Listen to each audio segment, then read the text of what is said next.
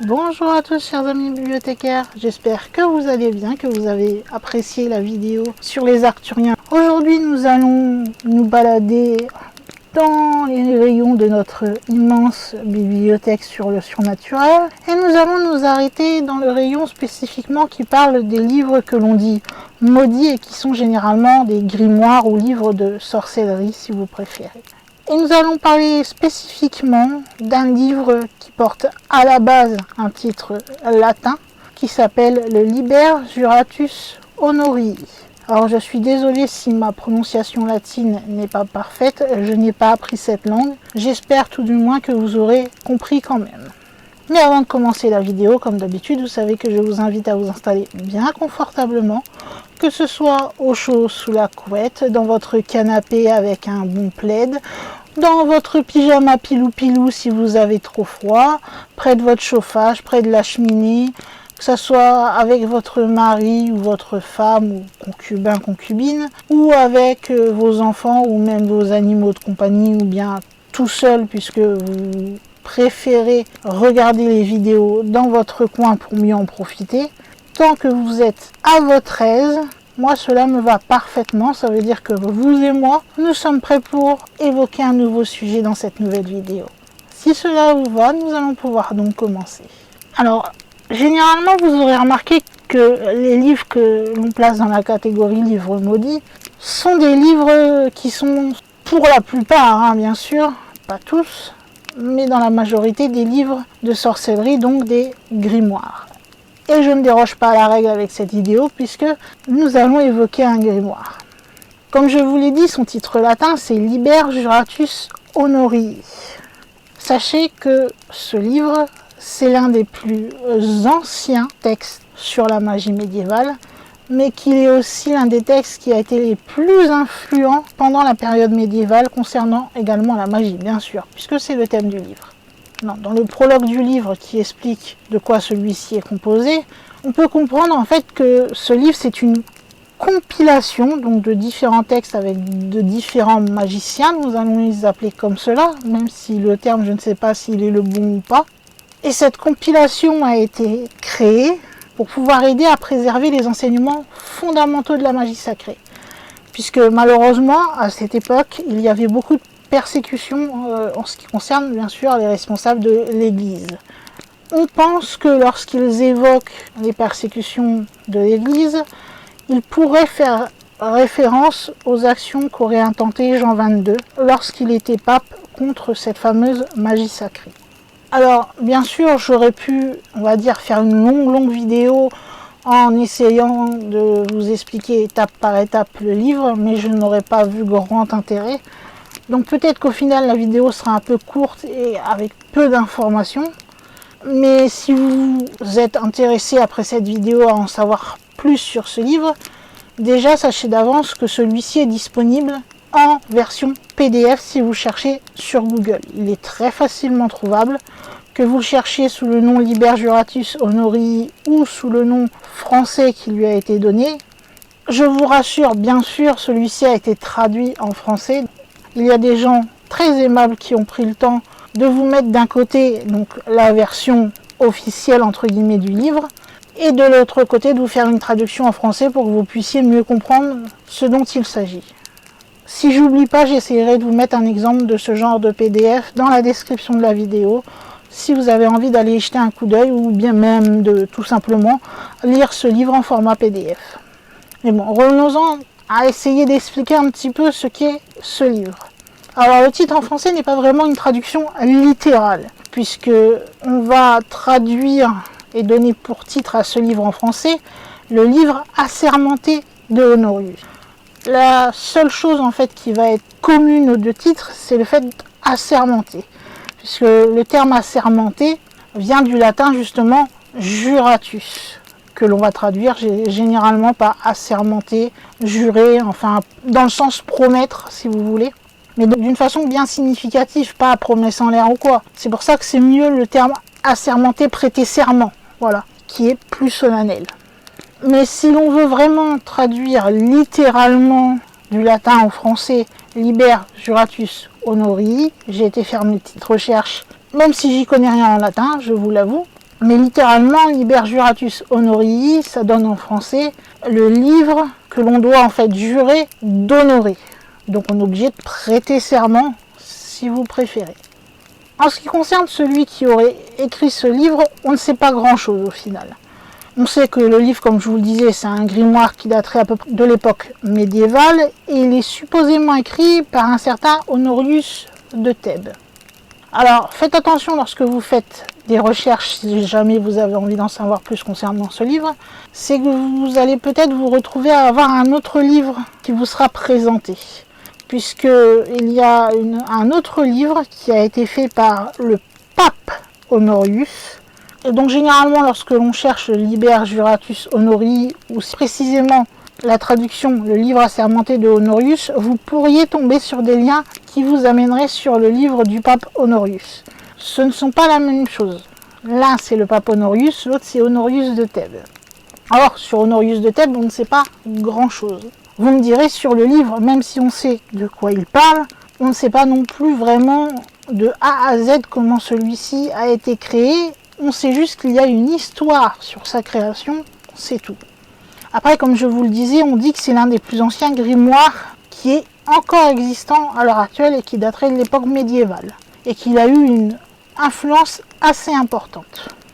Il y a d'autres noms qui ont été donnés à ce livre, puisque Lynn Thorndike aurait trouvé ce livre avec un autre titre, donc Liber Juratus Honorii. Elle aurait trouvé deux autres titres, comme par exemple Liber Sacer ou Liber Sacratus.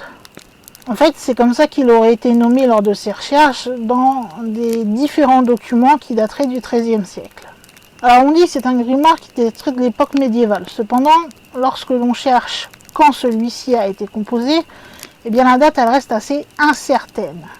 Tout ce que l'on sait, comme je vous le disais, c'est que c'est peut-être bien ce livre, donc sous le nom de Liber Sacer, qui serait mentionné dans un document du XIIIe siècle. Ce qui fait que le XIIIe siècle ferait une date qui s'approcherait du Haut Moyen-Âge. Puisque le premier document historique qui ferait possiblement mention de ce livre, c'est un document qui est un procès-verbal qui date de 1347 d'Étienne Pépin de Mende, oui, je suppose que l'on dit de Mende, qui a été rédigé en France. Ensuite, on a d'autres mentions, comme de Johannes Hartlieb en 1456, qui va mentionner le nom de ce livre utilisé en nécromancie.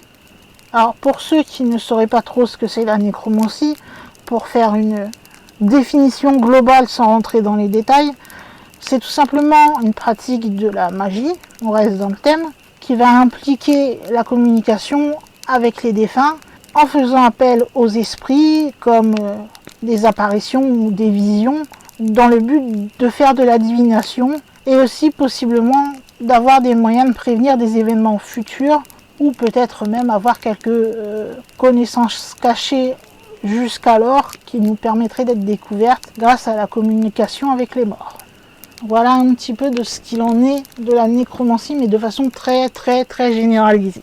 Après, donc je vous ai dit qu'on suppose qu'il a été notifié dans le procès verbal, on suppose que c'est lui qui est notifié par Johannes, mais en ce qui concerne du plus ancien manuscrit qui est encore conservé et qui ferait mention de ce Liber Juratus Honorii, il daterait du XIVe siècle. Alors apparemment, il sera appelé Sloan MS 3854.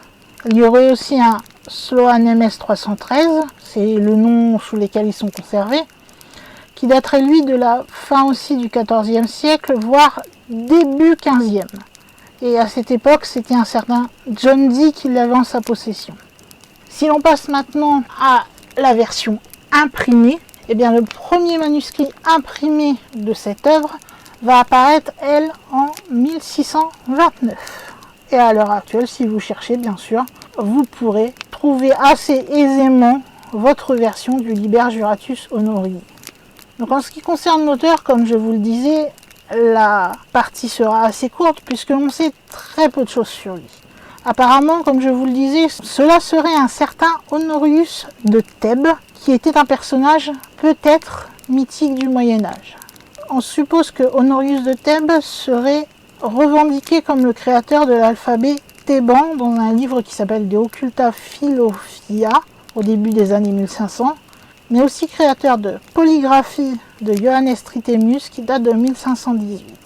Après, si on regarde ce que l'on dit de lui dans le livre même, donc notre livre assermenté d'Honorius, cette personne est censée être le fils d'Euclide, maître des Thébiennes. Mais quelque part, même si on a cette définition, eh bien, ça ne permet pas vraiment de d'élucider qui était ce fameux Honorius de Thèbes, puisque comme je vous l'ai dit, il est mythique, donc possiblement imaginaire, ou peut-être que c'est juste quelqu'un qui se cachait, qui n'a pas voulu donner son vrai nom, peut-être que ce sont plusieurs personnes qui se sont réunies sous un seul nom. Enfin bref, on n'a aucune vraie source qui peut vraiment, on va dire, réclamer être Honorius de Thèbes, qui est prouvé qu'il est né à tel endroit ou qu'il a écrit telle chose ou quoi que ce soit. Tout ce que l'on a, c'est des suppositions sur le personnage et sur ce qu'il aurait supposément écrit. Donc maintenant, vu que vous savez ça, je suppose que vous vous demandez, mais qui était finalement ce fameux Honorius?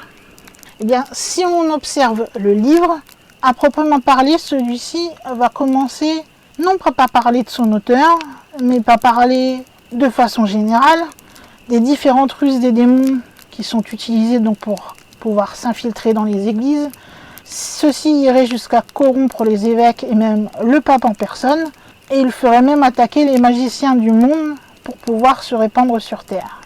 On dit à l'époque que tous ces magiciens étaient tous de très gentilles personnes qui ne voulaient aucun mal. Ces magiciens étaient là pour parler aux esprits, mais pas pour les commander en soi. Et c'est devenu assez problématique puisqu'il y a vite eu confusion. Si ces fameux magiciens, comme ils étaient appelés, essayaient de se défendre sans utiliser leur pouvoir, eh bien, face aux démons qui se répandaient, ils étaient facilement vaincus. Cependant, s'ils utilisaient leur pouvoir à cette époque, eh bien, oui, ils vaincraient puisque les esprits seraient battus et détruits complètement. Mais l'Église, d'un autre sens, elle, se jetait assez facilement sur eux parce qu'ils avaient fait preuve de magie. Donc c'était pour eux à cette époque-là assez complexe de savoir exactement quoi faire. Après, il y en a certains qui pourraient penser en effet que si leur tâche à ces magiciens était vraiment de protéger les bons esprits, allons dire, de communiquer avec eux, etc., ils auraient pu essayer de convaincre ces fameux esprits de laisser le pape tranquille et quelque part à la limite de le protéger de ces fameux démons en l'occurrence. Et c'est là que le problème de qui était cet Honorius commence possiblement, selon une légende, à être, avec de grosses guillemets, résolu. Car on dit qu'à ce moment-là, quelque part, ne sachant plus vraiment quoi faire pour pouvoir se battre contre ces démons tout en n'éveillant pas les soupçons de l'Église, il y aurait eu, en Grèce, en Italie et en Espagne, 811 magiciens qui se seraient réunis pour savoir ce qu'ils allaient faire. Ensemble, ils ont décidé que c'était plus important pour eux de préserver leurs connaissances magiques, qui pour eux, bien sûr, je vous rappelle, étaient sacrées. Et c'était tellement important, en fait, que de trouver un moyen de préserver les connaissances qu'ils avaient acquises, qu'ils étaient prêts à donner leur vie. C'est là qu'ils auraient chargé l'un de leurs confrères, ce fameux Honorius de Thèbes, d'écrire un livre qui rassemblerait leur sagesse et de demander l'aide pour ce faire de l'ange Ocroel. Bien sûr, on va placer ce livre sous de grandes restrictions. Celui qui possède ce livre, qui va être donc en de très rares versions à cette époque, n'aura aucun droit de le montrer à personne, sauf si c'est un chrétien mâle, dont le caractère pieux a pu être confirmé depuis au moins 1 an. Et il faut en plus que celui-ci prête serment de garder le contenu du livre donc qu'il aura en sa possession secret et de protéger tous les compagnons magiciens, donc ses compagnons d'initiative de la création de ce livre. Si jamais personne n'était trouvé au fil du temps, puisque bien sûr ces magiciens vieillissaient, donc il fallait essayer de transmettre le livre de génération de magiciens en génération de magiciens pour qu'ils puissent continuer à prospérer et garder ce savoir sacré. Eh bien, il était prévu que s'il n'y avait pas d'héritier trouvable pour donner ce grimoire, les derniers propriétaires devaient alors l'enterrer dans un endroit caché juste avant sa mort, où on devait s'assurer que les héritiers de cette personne qui possédait donc en dernier ce livre le placent avec lui dans le cercueil au moment de l'enterrement. C'est pour ça qu'à cette époque, tous les serments que l'on devait prêter par rapport à ce livre, vous avez maintenant mieux compris pourquoi on l'appelle le livre assermenté d'Honorius, eh bien on va plus l'appeler sous le nom, comme il passe on va dire de main en main, de magicien en magicien, il va se voir affublé du nom de livre prêté. Comme vous l'avez vu, j'ai cherché comme vous avez vu. Alors possiblement, voilà ce qu'on sait, et encore ce qu'on sait avec des grosses guillemets bien sûr, c'est que en fait ça aurait été tout un groupe de magiciens qui auraient voulu garder leur savoir en sécurité et qui auraient choisi un des leurs pour écrire un livre qui rassemblerait toutes leurs connaissances à tous en s'aidant d'un ange, et au final ça aurait donné ce fameux Liber Juratus Honorii. Est-ce que c'est une simple légende? Là est la question. Est-ce que ça règle notre problème de savoir qui est Honorius de Thèbes? Pas vraiment, puisqu'on dit que s'il a chargé un collègue, est-ce que c'était un prête-nom? Ou est-ce qu'ils ont tous ensemble décidé que le collègue signerait sous le nom de Honorius de Thèbes? Je n'ai pas trouvé l'information. Tout ce que l'on sait, c'est qu'officiellement, ce livre serait signé de ce fameux nom mythique, Honorius de Thèbes. Maintenant que nous avons essayé d'en savoir un petit peu plus sur son auteur, même si nous avons eu quelques informations, nous ne sommes pas plus avancés comme vous l'avez vu, je peux vous expliquer quand même un petit peu de quoi parle ce livre de façon générale, parce que comme je vous le disais, si vous voulez en savoir plus, j'essaierai de vous mettre un lien PDF du livre, comme ça vous pourrez vous rendre compte par vous-même de quoi parle celui-ci. Moi je vais vraiment vous faire un résumé. Donc le contenu de ce livre, qui serait donc le produit de cette réunion des 800 et quelques magiciens, il est composé de 93 chapitres. Et il va bien sûr couvrir une grande variété de sujets qui concernent la magie. Que ce soit de la façon de sauver son âme du purgatoire, en passant par la capture des voleurs, la découverte de trésors. Vous avez aussi également beaucoup d'instructions sur la façon de conjurer ou de commander même des démons, de travailler d'autres, nous allons dire, sorts, opérations magiques, ainsi que la connaissance qui s'y rapporte bien sûr. Vous pouvez également y trouver une connaissance de tout ce qui se trouve dans le ciel. Et il y a aussi d'autres différentes informations que eux avaient accumulées au fil du temps. Et en plus de toutes ces informations, de tous ces conseils, de toutes ces connaissances accumulées, vous pouvez aussi trouver dans celui-ci, comme c'est un grimoire, c'est généralement le cas dans quasiment tous les grimoires je crois, vous avez de longues thèses pour le bon fonctionnement de votre magie et bien sûr quels sont les sceaux à utiliser, à quel moment les utiliser, etc. On pourrait classer ce livre comme un grimoire solomonique. Alors pourquoi solomonique? C'est tout simplement puisque on a beaucoup d'utilisation de pouvoirs angéliques et de différents sceaux que vous pouvez retrouver également dans The Key of Solomon, donc la clé de Salomon en français. Et il se revendique quelque part lui-même, ce livre, de déposer des œuvres de Salomon. Voilà pourquoi on pourrait penser qu'il serait un grimoire solomonique. Après j'ai fait une petite recherche aussi par rapport au fameux Honorii que nous avons à la fin du terme du livre. Et j'ai trouvé une petite explication que je dis que ce serait bien peut-être de vous la donner. Pourquoi avoir mis Liber Juratus Honorii? Eh bien sachez qu'à l'époque les Honorii c'était des œuvres d'occultisme qui étaient les plus influentes écrites dans l'histoire. Une grande partie du contenu de ces fameux Honorii, que l'on va appeler grimoires généralement, ce sont surtout des contenus, vous savez que ça a été rajouté, si vous voulez, au fil des siècles, les connaissances se sont rajoutées les unes au fil des autres. Et à chaque fois qu'un auteur, supposément magicien, ou moins maintenant, refaisait sa propre œuvre pour faire son propre grimoire, donc son propre honorii, il y avait plus en plus d'informations. Mais au final, ça restait une œuvre fondamentale de la magie. Quand on donnait enfin du moins que l'on prêtait à ses élèves son propre texte, donc ça veut dire ses propres connaissances quelque part, que l'on partageait ses connaissances avec ses élèves, vous deviez à ce moment-là, lorsque vous receviez un honorii, prêter serment de secret absolu. Ce que je vous disais explique le fait qu'en français, nous avons traduit ça par le livre assermenté. Ça, je vous l'avais expliqué un peu plus tôt. Après, si on analyse comment est fait ce livre, on peut se dire que le fait qu'il y a eu une réunion de magiciens qui ont été convoqués pour créer ce livre, pour quelque part renforcer leur pouvoir et que leur connaissance reste au moins écrite quelque part sur les rituels magiques pour pouvoir les utiliser contre la persécution de ceux utilisés par l'Église. Généralement, quand on évoque l'Église, on parle plutôt de l'Église chrétienne, on est d'accord.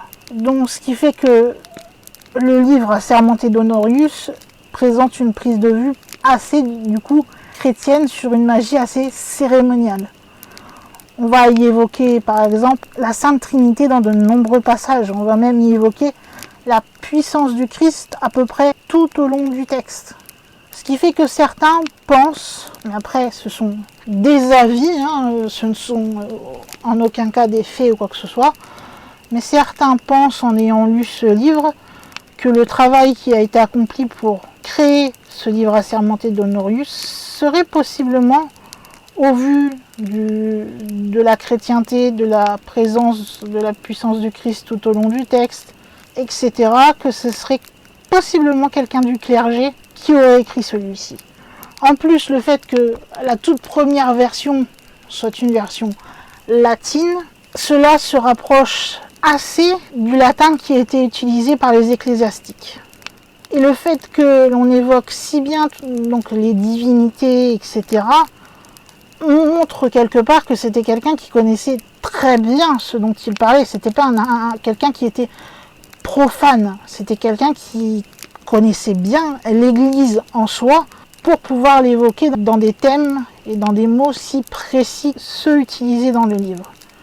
Après, est-ce que c'était possiblement, comme certains le supposent, un texte fondateur d'une tradition magique, mystique, primitive chrétienne? Là est la question, quelque part. Puisque, en effet, on peut se poser la question du fait que, si on pense à toutes ces périodes de persécution, etc., généralement, on a plutôt à mettre d'un côté la magie, de l'autre l'Église.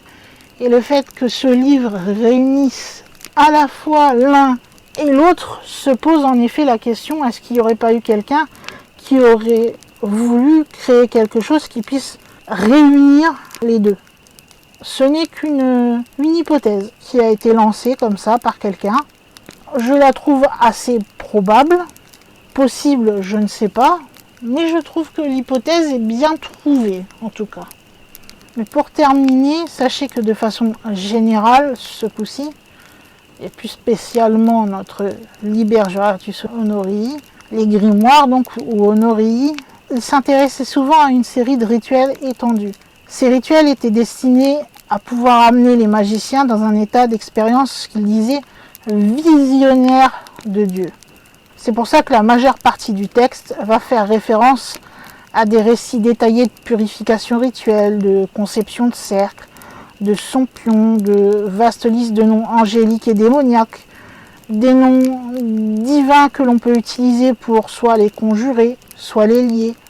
Il y a même une partie du texte qui va donner des comptes rendus pour pouvoir trouver, comme je vous le disais, un trésor, trouver des voleurs, éviter d'aller au purgatoire, et d'autres opérations, du moins d'autres rituels magiques qui étaient un peu plus banals et peut-être un peu plus connus de tous.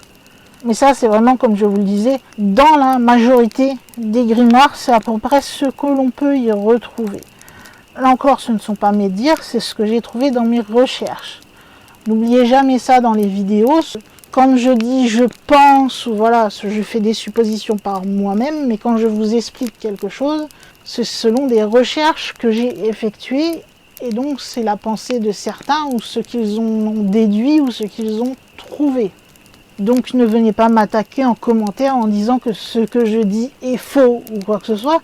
Je ne fais que rapporter ce que j'ai trouvé, tout simplement. Après, si vous voulez aller un peu plus loin, en plus du PDF dont je vous ai parlé, vous avez différents livres qui concernent à peu près donc, des traductions, nous allons dire, de ce Liber Juratus Honorii. Après, il y a quelques petits débats là-dessus, sur est-ce qu'ils sont vraiment bien traduits, est-ce que tout a été traduit, est-ce que des sujets n'ont pas été omis, etc. Je vous donne les titres quand même, après vous allez les voir si vous avez envie pour comparer par rapport à la traduction du PDF. Peut-être que vous n'aurez pas envie, en fait vous faites ce que vous voulez, je ne vous donne que l'information. Mais si vous voulez essayer d'en savoir plus en plus du PDF, vous pouvez vous intéresser à un livre qui s'appelle Le livre sous serment d'honneur, donc Liber Juratus Honorii, paru à Ibis Press en 2016, écrit par Joseph H. Peterson. Vous avez une version anglaise qui a été écrite par Daniel Driscoll, qui a été publiée à Heptangle Books en 1977, qui s'appelle The Sworn Book of Honorius the Magician. Vous avez également Edegard, qui lui aura écrit Lib Juratus Honorii, a critical edition of the Latin version of the Sworn Book of Honorius, Studia Latina, Stockholmensia 48, Almqvist et Wicksell en 2002. Et en version française, vous avez Boudet qui a fourni une édition critique d'une grande majorité du texte dans un article de 2022 qui se nomme Magie théurgique. Donc voilà, comme je vous disais, je vous donne 2-3 comme ça, petits textes si jamais vous voulez pousser un peu plus loin les choses. Moi, comme je vous ai dit, j'essaie de vous faire un résumé parce que le but n'est pas non plus de vous faire des vidéos de 3 heures pour rentrer dans les détails et surtout pour peut-être vous dire des bêtises parce que je ne suis pas non plus spécialisée dans les grimoires et dans les livres de sorcellerie, etc. Moi, je suis juste là sur cette chaîne pour vous partager les choses entre guillemets étranges de ce monde que l'on dit surnaturel, et quelque part la magie fait partie de ces choses dites surnaturelles. Et en plus, comme on dit que la majorité des grimoires seraient des livres dangereux, livres maudits, je trouve que ça a pleinement sa place sur la chaîne, même si je sais ce n'est pas un des thèmes les plus aimés de celle-ci. Mais je tiens quand même à la mettre, que les vidéos soient courtes, longues, que j'ai pas beaucoup d'infos. Au moins vous savez que ces livres existent et si ça vous intéresse, vous pouvez aller faire des recherches après par vous-même. En tout cas, vous l'aurez compris, c'est ce qui va clore le chapitre concernant le Liber Juratus Honorii. Si vous avez apprécié de découvrir donc un supposément livre maudit que peut-être vous ne connaissiez pas et que vous avez totalement découvert, même si c'est de façon assez généralisée, vous pouvez me montrer que vous avez aimé en me laissant un petit commentaire, en me disant ce que vous en avez pensé, si vous connaissiez ce livre. Peut-être que vous-même vous avez des grimoires que moi je n'aurais pas encore trouvé les titres. Ça peut m'intéresser aussi d'en parler, n'hésitez pas à m'en faire part. Vous pouvez également me montrer que vous avez aimé cette vidéo en plus du petit mot qui fait toujours plaisir en me mettant un petit like. D'ailleurs, j'ai beaucoup apprécié les likes sur ma vidéo de retour, ça m'a beaucoup touché, merci beaucoup. Et si vous venez d'arriver sur cette chaîne et que tous ces sujets étranges, surnaturels, paranormaux vous intéressent, eh bien vous avez 5 secondes à prendre de votre temps, ou même tout en écoutant la vidéo. Vous allez sous celle-ci, il y a un petit bouton rouge où il y a marqué s'abonner, vous avez juste à cliquer dessus et hop, vous êtes abonné à la chaîne et vous pouvez en plus prendre 5 secondes de plus pour aller cliquer sur la petite cloche qui sera magiquement apparue à côté du bouton s'abonner et choisir de recevoir toutes les notifications liées à la chaîne. Comme ça, dès qu'une vidéo est publiée, vous serez tout simplement prévenu par YouTube et vous n'aurez plus qu'à cliquer sur le lien, c'est aussi simple que ça. Et pour terminer, vous pouvez aussi, si vous le souhaitez bien sûr, pour m'aider, me faire un petit don en payant un petit café par exemple, parce que je rappelle que cette chaîne n'est pas monétisée. Et vous pouvez aussi m'aider d'une autre manière. Si vous n'avez pas la possibilité de me faire un don, vous pouvez aussi partager cette vidéo partout où il est possible de le faire, que ce soit les réseaux sociaux, les mails, etc. Enfin, tout ce que l'on peut utiliser pour faire du partage est toujours bénéfique. Mais vous pouvez aussi en parler autour de vous, que ce soit collègues, amis, famille. Si vous savez qu'ils aiment le paranormal, n'hésitez pas à leur parler de la chaîne. On ne sait jamais, cela pourrait leur plaire. Eh bien, je crois que je vous ai tout dit et que nous allons pouvoir mettre un point final dans cette vidéo et sur ce chapitre concernant le Liber Juratus Honorii. Nous allons pouvoir fermer le livre et le ranger dans la section des livres supposément maudits. Et il va être donc temps pour moi, en tant que gardienne de la bibliothèque, de fermer les portes de celle-ci et de vous dire à une prochaine vidéo. Ciao!